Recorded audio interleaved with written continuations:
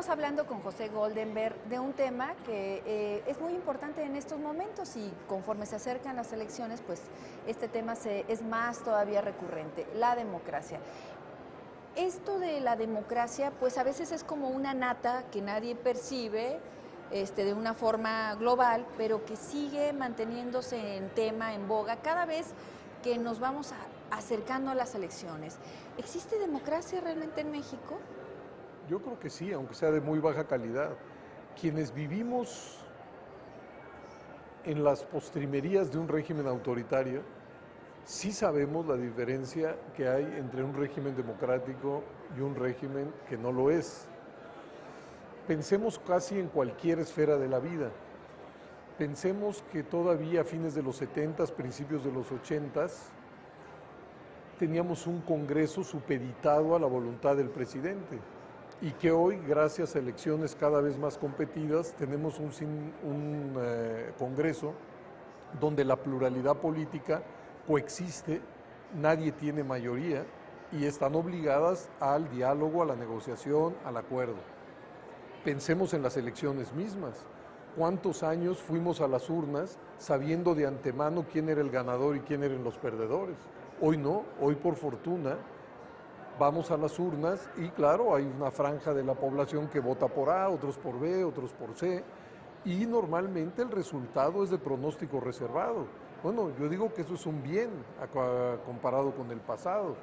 Pensemos los grados de libertad que existen ahora y los grados de libertad que existían en los años 70 o 60, ¿no? Es decir, sí ha habido un cambio político en nuestro país, aunque creo que falta mucho por hacer.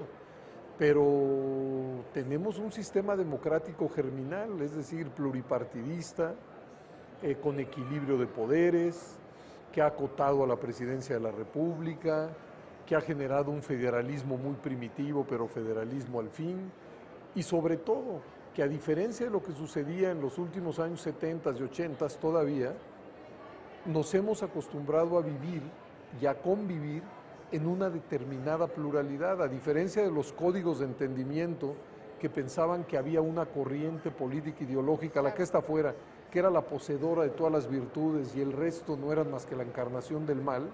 Bueno, pues hoy sabemos ahora que se no. reparten todos los males, todos, hoy ¿no? hemos desdemonizado eso Sí. y sabemos que pues, las diferentes corrientes, las derechas, las izquierdas, los centroizquierdas, las centroderechas, pues están compuestas por hombres con sus pasiones y sus ambiciones. Aquí lo único malo quizás es esta descalificación que está sumando cada día más la clase política, ¿no? Que afecta quizás a la democracia o a la credibilidad de la misma.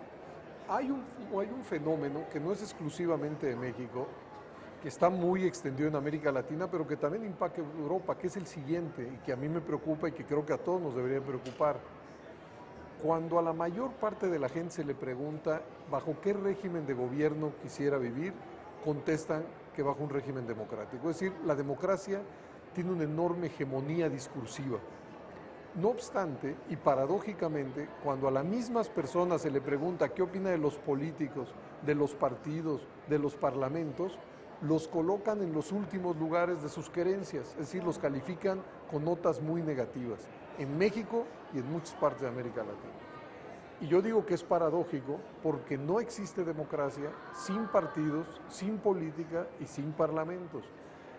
Tenemos que hacer un esfuerzo desde todos los ámbitos, es decir, desde la propia política, pero también desde los medios de comunicación, la escuela, las organizaciones sociales y demás, por tratar de tender puentes entre eso que llamamos sociedad y la vida política en nuestro país, que son puentes que están bastante obturados. Pero yo creo que estos políticos actuales parece que los dinamitan los puentes, como que es su mayor vocación. No, yo creo que el problema mayor que tenemos en México, incluso no, y que el mal humor público y la distancia crítica en relación a la política, quizá no venga fundamentalmente de la esfera de la política, digo yo, sino de la esfera de la economía y de la sociedad. No olvidemos que en los últimos 30 años México ha vivido con crecimientos económicos muy precarios, a veces decrecimientos, a veces estancamientos, Y esto ha hecho que no se generen los empleos formales suficientes, que crezca la informalidad, que tengamos una migración hacia los Estados Unidos enorme, que muchos jóvenes no encuentren espacio ni en el mundo del trabajo ni en el mundo académico. Y yo creo que ese es el caldo de cultivo del desencanto. Es decir, hay un malestar legítimo, ¿no? Porque las personas ven cómo sus condiciones de vida materiales se van erosionando. Y quisiera remarcar incluso una paradoja.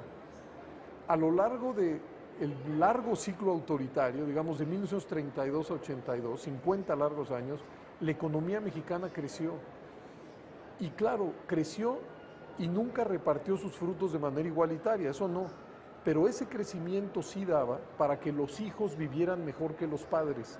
Y yo estoy convencido que eso fue como un aceite que forjó un cierto consenso pasivo hacia el autoritarismo incluso. Claro.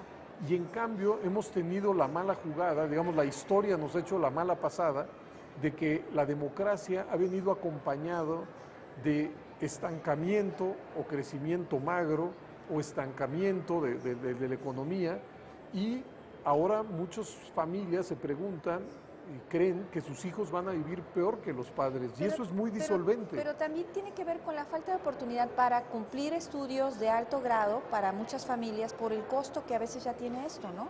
Bueno, por ejemplo, en esa materia digamos, es un asunto bastante complejo. En primer lugar, no ha crecido como debiera la oferta de educación pública de nivel superior. Han surgido una gran cantidad de universidades privadas, muchas de ellas con muy buenos estándares de calidad, pero muchas otras a las que se llama universidades patito, y con razón.